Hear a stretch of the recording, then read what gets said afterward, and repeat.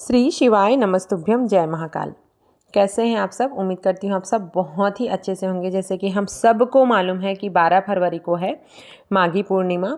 तो इस दिन आपको करने हैं बहुत ही सुंदर सुंदर से उपाय, जो कि पूज्य गुरु जी की कथा से ही सुनकर मैं आपको बता रही हूँ। और साथ ही साथ अभी जो महाकुंभ चल रहा है, कुंभ संक्रांति, माघ पूर्णिमा, रविदास जयंती, ललिता जयंती का भी विशेष संयोग बन रहा है। तो इस दिन आपको करना है बहुत ही सुंदर से उपाय, जो कि माघ शुक्ल पूर्णिमा में आप उपाय कर सकते हैं, जो कि काया के रोग के लिए रहेगा, मनोकामना पूर्ति के लिए रहेगा, इच्छा पूर्ति के लिए रहेगा।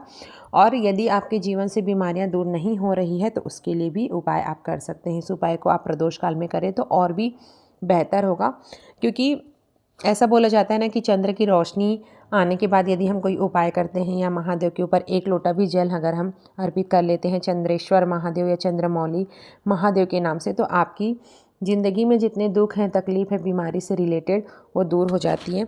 तो चलिए हम बताते हैं आपको कि पहला उपाय क्या चीज़ के लिए करना है और कैसे करना है, जो कि पूज्य गुरु जी की कथा से ही मैं आपको सुनकर बता रही हूँ। देखिए, इस उपाय को उसके लिए करना है यदि आपकी कोई बीमारी है जो बहुत दिनों से ख़त्म ही नहीं हो पा रही है, बहुत ज़्यादा ही परेशान है ना। आप चाहते हो कि हमारी बीमारी समाप्त हो जाए, तो उसके लिए आपको क्या चाहिए? आपको चाहिए एक बेलपत्र चाहिए, एक बेलपत्र लेना, एक दुर्वा लेना और एक चावल का दाना लेना। देखिए, आप नोट कर लीजिए, क्योंकि बहुत सारे उपाय हैं जो कि पूज्य गुरु जी ने बताए हुए हैं।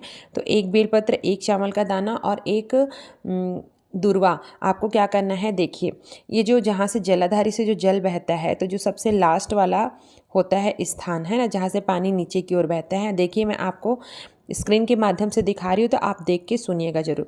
आपको क्या करना है? एक चावल का दाना, एक बेलपत्र और एक दुर्वा को आपको ऐसे खड़ी रखना है, ऐसे खड़ी रखना है, लास्ट इधर ही चिपका के। एक सेकेंड, कलर बदलती हूँ। ये वाला जो भाग है ना, यहाँ पे आपको चिपका के रखना है।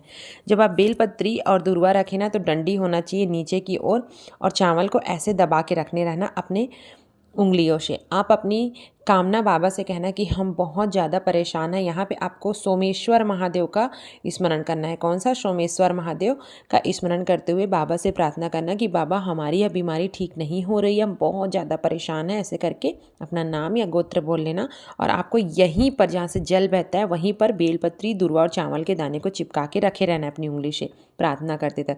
यदि चावल का दाना नीचे गिर भी जाता है तो कुछ नहीं होगा। फिर आपने इतना कर लिया। उसके बाद आपको क्या करना? जो आपने बेलपत्र और दुर्वा जो रखी हुई है, उसको सोमेश्वर महादेव का स्मरण करते हुए एक आध कटोरी में आप उसको रख लेना। ठीक है, आपने कटोरी में साइड में रख लिया। और क्या करना है? एक लोटा जल आपको सोमेश्वर महादेव के नाम से महादेव की शिवलिंग पर आपको समर्पित कर देना है।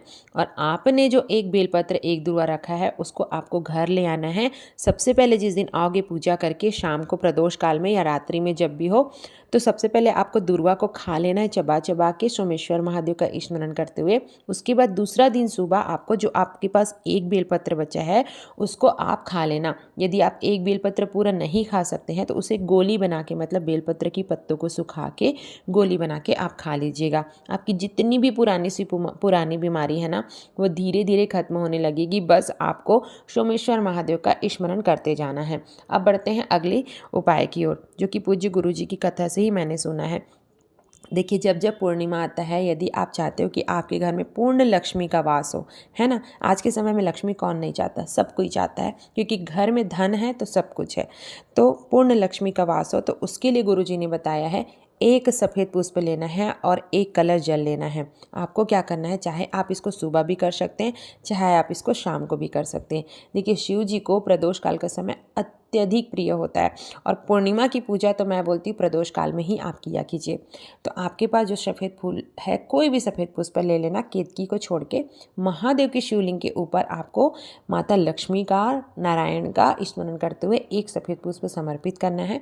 फिर आपको एक कलश जल श्री शिवाय नमस्तुभ्यं बोलते हुए, या लक्ष्मी माता का जो भी आपको मंत्र आता है उसको बोलते हुए, एक कलश जल वही सफ़ेद पुष्प के ऊपर समर्पित कर देना है। जो भी व्यक्ति पूर्णिमा के दिन इस उपाय को करता है उसके घर में पूर्ण लक्ष्मी का वास हो जाता है। यदि आप चाहें तो बाकी पूजा भी कर सकते हैं, यह केवल उपाय है जिसको आपको करना ही करना है पूजा के साथ में। ठीक है, फिर वहाँ से आप क्या करोगे, जो जल चढ़ाए हो उसको लेके आना है और आते ही सबसे पहले आपको अपने घर के द्वार पे सिंचन करना है। फिर जहाँ जहाँ आपका गुल्लक हो, लॉकर हो, भगवान रूम के बाहर हो, है ना, रसोई में हो, पितरों का जहाँ स्थान हो, मतलब कहने का यही तात्पर्य है कि शिव जी के चढ़े हुए जल को आपको रोज अपने घर में सिंचन अवश्य से करना चाहिए, बाथरूम को छोड़ के। बस ये पूर्ण लक्ष्मी की प्राप्ति के लिए एक सफ़ेद पुष्प वाला उपाय आप जरूर से करना। अब बताती हूँ मैं अगला उपाय जो कि आपको पूर्णिमा को ही करना है, तो वो है काया का रोग। देखिए आज के समय में बहुत सारे लोग ऐसे हैं जिनको सफ़ेद दाग की समस्या हो गई है और डॉक्टर के पास जाते हैं तो बोलते हैं कि इसका कोई इलाज ही नहीं है, जिसे हम काया का रोग भी कहते हैं।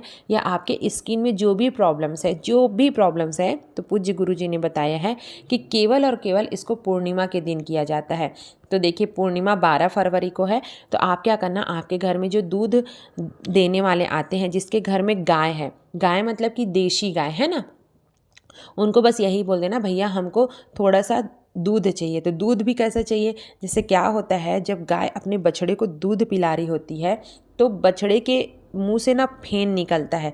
देखना आप थोड़ा सा पूछना दूध वाले से, वो फेन जब निकले तो उसी फेन को आपको क्या करना है, 1 चम्मच जितना आपको ले लेना है। ठीक है, कब लेना, पूर्णिमा की सुबह को लेना है ना, जब गाय दूध निकाल रही हो, जब आप ग्वाला दूध दूह रहा हो उस टाइम पे लेना है। क्या लेना है, दूध नहीं लेना है, फेन लेना है। जब बछड़ा को पिलाती है ना गाय दूध, तो बछड़े के मुंह से फेन निकलता है, उसी फेन को आपको ले लेना है। और लेने के बाद क्या करना है, जब चंद्र का उदय होगा, रात में जब चंद्र उदित होगा तो आप जो पूजा करते हो उसको कर लेना। फिर जिस आदमी को, जिस इंसान को, जिस व्यक्ति को, जिस महिला को, जिस बच्चे को सफ़ेद बीमारी है या काया का रोग हो गया है, तो जो आपने जो फेन लाया है उस फेन को जहाँ जहाँ पे दाग है वहाँ वहाँ पे लगा लेना। और लगाने के बाद आपको क्या करना है, चंद्र की रोशनी में आपको बैठ जाना है। देखिए बैठने में कमी मत कीजिएगा, क्योंकि ऐसा माना जाता है कि चंद्र की रोशनी जितनी ज़्यादा तेज होती है वह हमारे शरीर को उतना ही स्ट्रांग करती है, हमें बीमारी से मुक्त करती है ना। तो ध्यान रखना, आप उसको लगा के बैठ जाइएगा। तकरीबन 1 से 1.5 घंटा तो आपको बैठना ही है। और बैठने के बाद आप जितना मानसिक पूजा कर सकते हैं, भगवान से प्रार्थना कर सकते हैं, चंद्रेश्वर महादेव, सोमेश्वर महादेव, चंद्रमौली महादेव, श्री शिवाय नमस्तुभ्यम बोल के आप अपने प्रॉब्लम को बोलते हुए चंद्र की रोशनी में आप बैठ जाइएगा 1 से 1.5 घंटे तक। उसके बाद क्या होगा, सूख जाएगा वो। चाहे तो उसके बाद आप स्नान कर ले, और नहीं कर सकते हैं तो रात भर वैसे ही रहने दीजिएगा, आप दूसरे दिन स्नान कर लीजिएगा। बस आपको हर पूर्णिमा की रात्रि को इस उपाय को करना है, दूध के फेन वाला उपाय, जो कि जब गाय बछड़े को दूध पिलाती है ना उस टाइम पे फेन निकलता है, तो उसी फेन को अपने शरीर पे लगा के चंद्र की रोशनी में बैठ जाना है। बहुत ही अच्छा, बहुत ही अचूक उपाय है। इसके लिए गुरुजी के व्यासपीठ में बहुत बार पत्र भी आया है कि इस उपाय को करने से हमारा जो भी काया का रोग था वह जड़ से ही समाप्त हो चुका है। तो आप इस उपाय को करके देखिएगा जरूर। बहुत ही अचूक सा उपाय है, बहुत छोटा सा उपाय है, बस आपको फेन ढूंढने की ज़रूरत है। तो यार हमारा तीसरा उपाय। अगला उपाय मैं साथ ही साथ आप सभी को बताते चल रही हूँ। यदि आपको लगता है कि आपके जीवन में दुख बहुत ज़्यादा है, तकलीफ बहुत ज़्यादा है, तो गुरुजी की जो पिछली कथा हुई थी उसमें गुरुजी ने एक लाल फूल और एक सफ़ेद फूल का वर्णन किया था। तो आपको कोई भी सा एक लाल पुष्प ले लेना है, गुड़हल मिले तो बहुत ही अच्छी बात है ना। और 2 बेलपत्र चाहिए, और 1 लाल फूल 1 बेलपत्र। देखिए मैं आपको बताती हूँ, जैसे कि ये 1 बेलपत्र हो गया, ठीक है, ये दूसरा बेलपत्र हो गया, ठीक है, दूसरा बेलपत्र हो गया। अब क्या करना है, 1 बेलपत्र के ऊपर आपको लाल पुष्प रखना है, 1 बेलपत्र के ऊपर आपको सफ़ेद पुष्प रखना है ना। उसके बाद आपको क्या करना है, आपने इतना कर लिया, करने के बाद आपको क्या करना, आपके जीवन में जो भी तकलीफ है, दुख है, कष्ट है, उसके निवारण हेतु जिस बेलपत्र के ऊपर आपने लाल पुष्प रखा है उसको माता अशोक सुंदरी के स्थान पर रख दीजिएगा। ठीक है, रख दिया। उसके बाद जिस बेलपत्र के ऊपर आपने सफ़ेद पुष्प रखा है उसको शिवलिंग के ऊपर रख दीजिएगा। डंडी का मुख इधर होगा जिधर से जल बहता है, इस बात का आपको विशेष ध्यान रखना है। हमारे जीवन में यदि बहुत ही ज़्यादा दुख है, तकलीफ़ है, कष्ट है, कर्ज की समस्या है, पैसों की समस्या है, लक्ष्मी नहीं आ पा रही है, तो इस लाल पुष्प और सफ़ेद पुष्प का उपाय आपको पूर्णिमा में अवश्य से करना चाहिए। बस बेलपत्र और लाल पुष्प को आपको माता अशोक सुंदरी के स्थान पर चढ़ाना है और एक बेलपत्र एक सफ़ेद पुष्प आपको शिवलिंग के ऊपर अर्पित करना है। जब आप अर्पित करें तो डंडी का मुख होगा जलाधारी की ओर जिधर से जल बहता है। यदि आप पूर्णिमा इस उपाय को कर लेते हैं तो महादेव आपके जीवन से जितने भी दुख है, जितनी भी तकलीफ है, कष्ट है, वह दूर जरूर से कर देंगे। इस उपाय को आप प्रत्येक पूर्णिमा में करके देखिएगा ज़रूर। देखिए, मुझसे जो भी बन रहा है मैं आप सभी को उपाय शेयर कर रही हूँ। आप मेरे चैनल को ज़्यादा से ज़्यादा लोगों तक शेयर कीजिएगा और सब्सक्राइब कीजिएगा और लाइक कीजिएगा। तो अगले वीडियो में मिलते हैं। जब तक के लिए श्री शिवाय नमस्तुभ्यम। हर हर महादेव।